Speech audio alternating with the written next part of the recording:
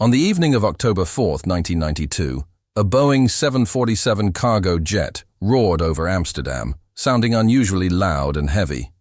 Moments later, it would crash, causing the deadliest aviation disaster in Dutch history. El Al Flight 1862 had taken off from New York, heading to Tel Aviv with a scheduled stop in Amsterdam.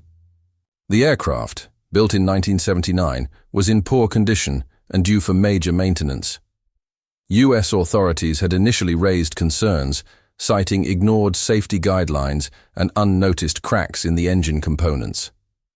Despite technical glitches reported, during the Atlantic crossing, the aircraft landed in Amsterdam and underwent a quick maintenance check. The issues were temporarily resolved, and the cargo was cleared, without a physical inspection. The crew, all highly experienced, prepared for the next leg. After delays, the flight finally departed at 6:20 p.m. What followed would become a tragic chapter in aviation history.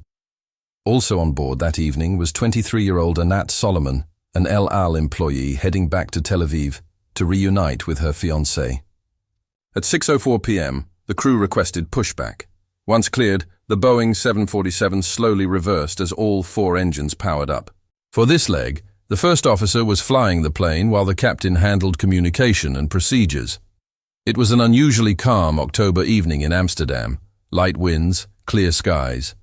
Despite a 52-minute delay, Flight 1862 took off at 6:21 p.m., climbing steadily and banking east. It seemed like a normal departure, but disaster was just minutes away.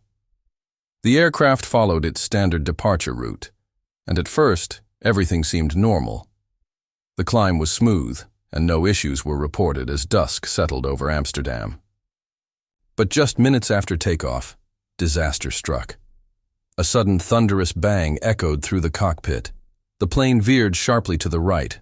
Something was terribly wrong. Down by a lake east of Amsterdam, startled onlookers watched in disbelief as 2 massive objects fell from the sky. Moments later, they heard heavy splashes. As they looked up, they saw the 747 circling overhead, clearly in distress. The aircraft had lost 2 of its engines and was now fighting to stay in the air. But how could that happen? Each engine was attached to the wing using 4 critical components called fuse pins. These 14-centimeter-long safety pins are designed to shear off only under extreme stress, such as a severe impact or structural overload. The aircraft's engines were attached by critical fuse pins designed to break under extreme stress. However, due to metal fatigue, one of these pins on engine 3 developed a tiny crack, unnoticed during inspection. When it snapped, the load shifted, causing the remaining pins to fail, tearing engine 3 off the wing. The force caused engine 4 to break away as well, damaging the wing's hydraulic and flap systems. The aircraft struggled to maintain control, with fuel leaking from the damaged wing.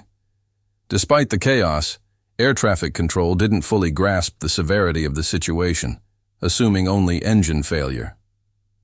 The crew, likely unaware of the full extent of the damage, continued to fight to control the plane. In an attempt to land, they requested a runway and were given instructions to make a 360-degree loop over Amsterdam to lose altitude. During the maneuver, a new issue emerged. The right-wing flaps were gone, causing a dangerous imbalance.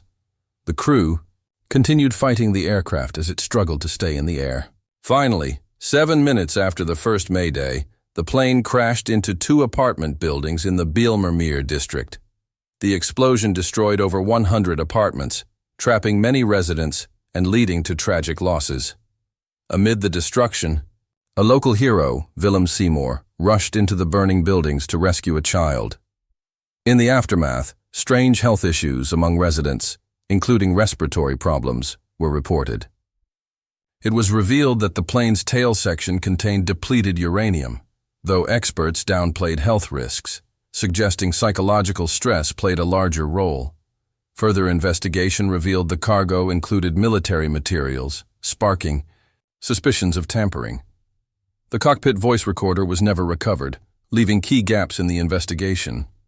Despite this, the Dutch Safety Board concluded the crash was inevitable given the damage.